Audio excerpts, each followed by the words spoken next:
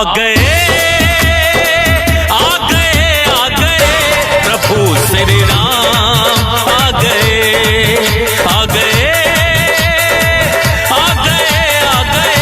अयोध्या धाम आ गए। मां सरयू के पावन तट पर, मां सरयू के पावन तट पर गीत सब गा रहे।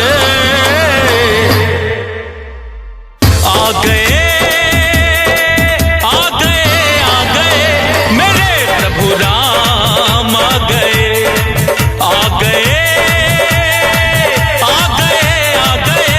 अयोध्या धाम आ गए।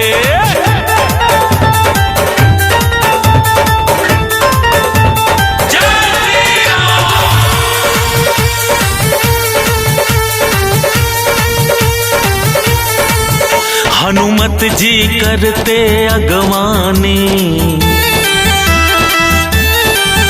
हनुमान गढ़ी से आए हैं।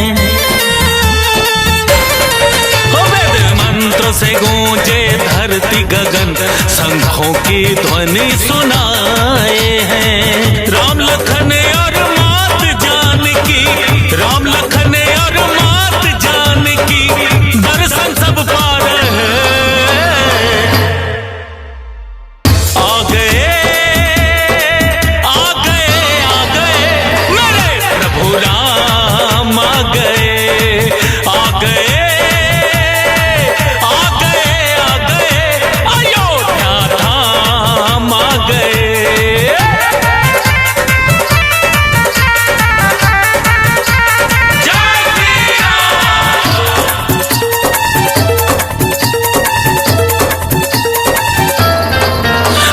धर्म की ध्वजा लहराई है,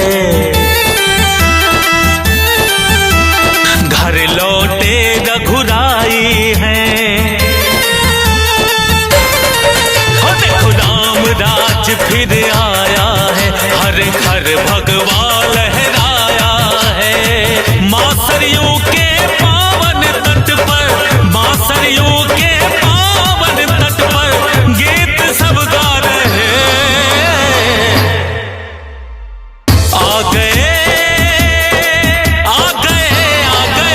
मेरे प्रभु राम आ गए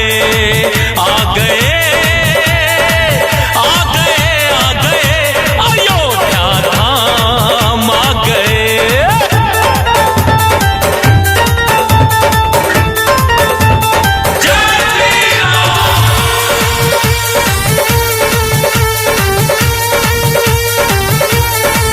स्वागत में खड़े सब नर नारी, मंगल के गीत सुनाते हैं। कहीं बजते ढोल मंजीरे हैं, श्री राम के गुण सब गाते हैं। दीपों से सज गई अयोध्या, दीपों से